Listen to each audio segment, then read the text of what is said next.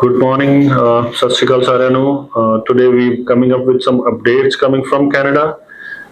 आज हम डिस्कस करेंगे कुछ कनाडा के इमिग्रेशन रिलेटेड अपडेट से और कुछ वहाँ पे जो बच्चों को इश्यूज आ रहे हैं उसके related. So the first update is the tweet put up by the immigration mister Miller.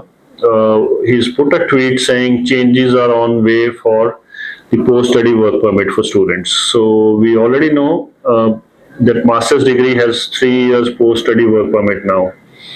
So वो अपडेट हमने पहले वीडियो में डाला था कि मास्टर्स डिग्री अब चाहे 1 साल की हो, आपको 3 साल का वर्क परमिट मिलेगा. So but we are expecting bigger changes coming up in the next few months. So what bigger changes may come?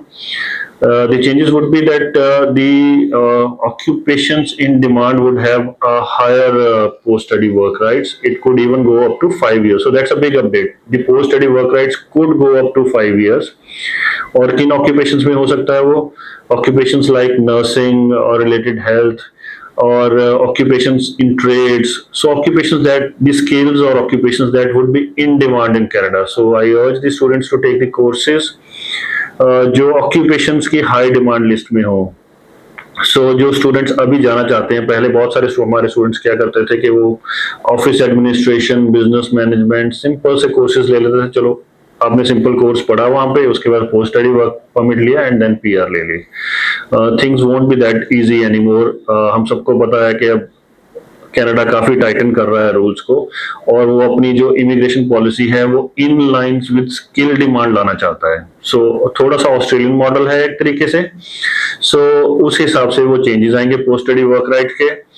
और ये चेंजेस ओवरऑल हम सब जानते हैं इसलिए आ रहे हैं because of the rental and interest rate crisis, और बहुत ज्यादा महंगाई हो रही है, inflation is very high over there. So they want to just tune their immigration to a way that it helps the economy and doesn't put a burden on healthcare and economy.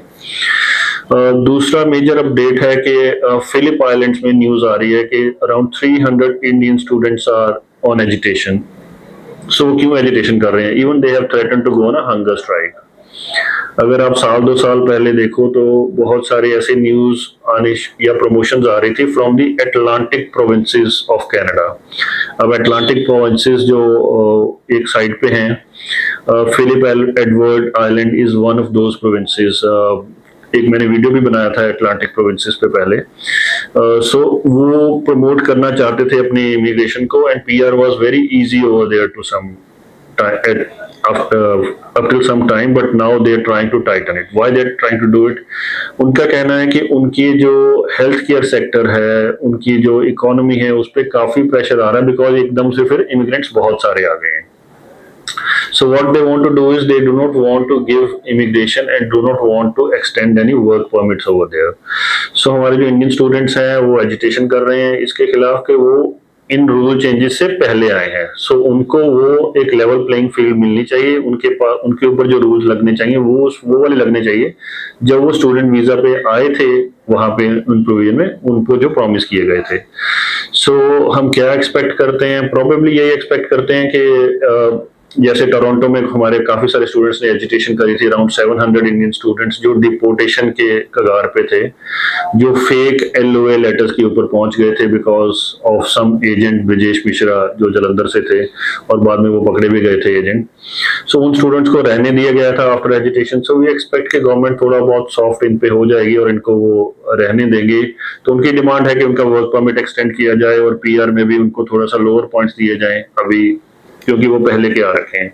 So we expect कि उनको कुछ relief मिल जाएगी and we wish them luck. और immigration related जो भी आपकी queries हो, you can call our number और visit our website, our Facebook page, Insta page. आप वहां पे अपनी क्वेरीज छोड़ सकते हैं and we'll get in touch with you, और you directly call us and we'll help you. I wish all our students all the best, specially जिनका अभी रिसेंटली रिजल्ट आया है. सो all the best to everyone. Thank you so much for watching.